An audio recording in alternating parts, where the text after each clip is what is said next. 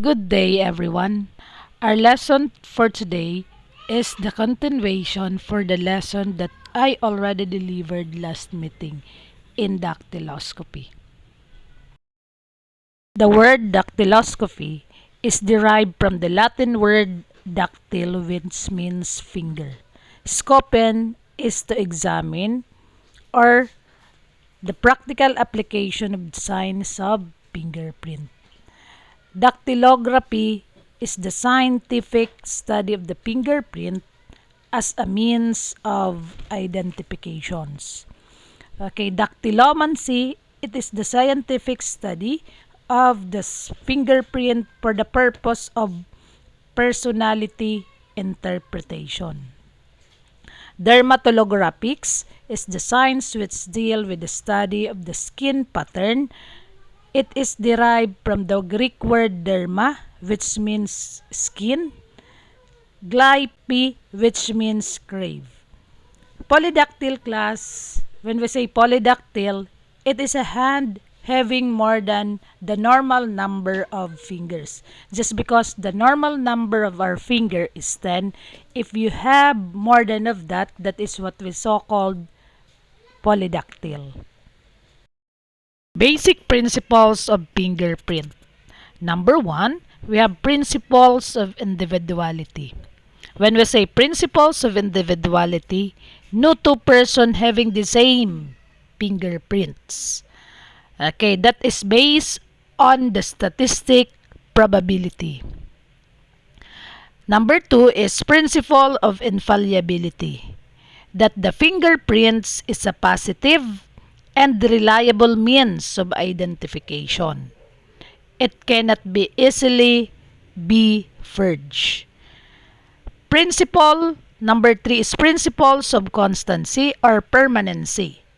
That the friction ridge, once fully developed, its arrangement will remain the same throughout man's life. Take note, class, that the fingerprint of a certain person develop from 3 to 4 months of fetal life inside the womb of the mother. Related sciences to the study of fingerprint. Number 1, chiroscopy. Chiroscopy came from the Greek word chir, which means a hand. Scopen is to examine. Therefore, it is the science which deal with the study of the prints of the palm of the hand. Number 2 is podoscopy. Podo, which means foot, and scopen is to examine. Therefore, it is the science which deal with the study of the footprints. Okay, number 3 is poroscopy. It came from the Greek word porous, which means a pair, and scopen is to examine. It is the scientific study of the arrangement of the sweat pores. Okay, Edmond Locard, considered as the father of poroscopy. Our next topic is about the phalange. It is the skeletal finger covered with a friction skin. It is made up of 3 bones. Number 1 is the basal or proximal phalange. It is located at the base of the finger nearest the palm. Number 2 is the middle phalange. It is the next and above the basal bone.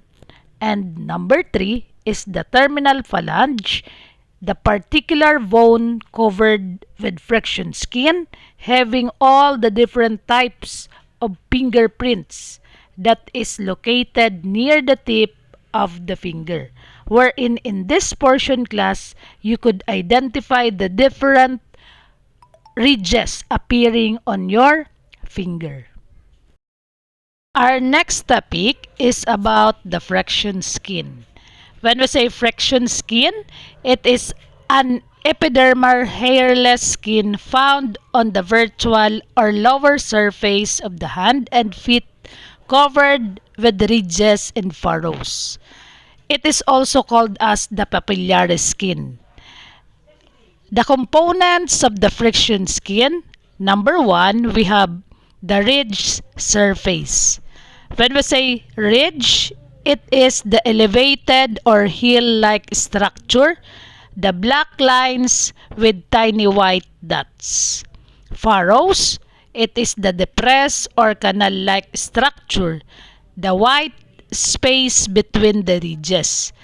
Take note class, when you are having a fingerprinting, you can see the ridges and furrows on your fingerprint when it is imprinted already on a card. Okay, yung the portion, okay, the black portion, that is what we so called the ridges. The in between of the ridges, that is what we so called furrows. Okay, sweet force is the tiny opening, the tiny white dots. Okay, the sweat duct, it is the passageway of the sweat force. Okay, the sweat gland, it is the producers of the sweat. Fundamental layer of the friction skin. Number one is epidermis. It is the scientific term of the outer or top skin, which is also identified as the surface skin. Class, this is the outside, outer. The word is outer. Outside of the friction skin. The composition of epidermis, we have the stratum corneum covered the surface which the ridges are visible. Okay, number two is the stratum mucosum. Okay, bent the stratum corneum.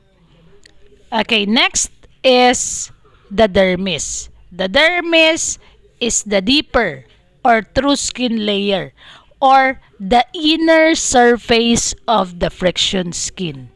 Composition of dermis are the sweat duct, the sweat gland, and the dermal palage or the nerve of touch. Ridge formation. Ridges start to form in the finger and thumb during the third and fourth months of the fetus life. Dermal palage, a regular page composed of delicate connective tissue protruding and forming the ridges of the skin on the finger, palm, toes, and sole of the feet. Ridge destruction. Destruction of the friction skin can either be temporary or permanent. Generally, temporarily destruction occurs when only the epidermis layer of the skin has been damaged, while permanent damage can be injected to the friction skin due to the damage of the layer of the skin.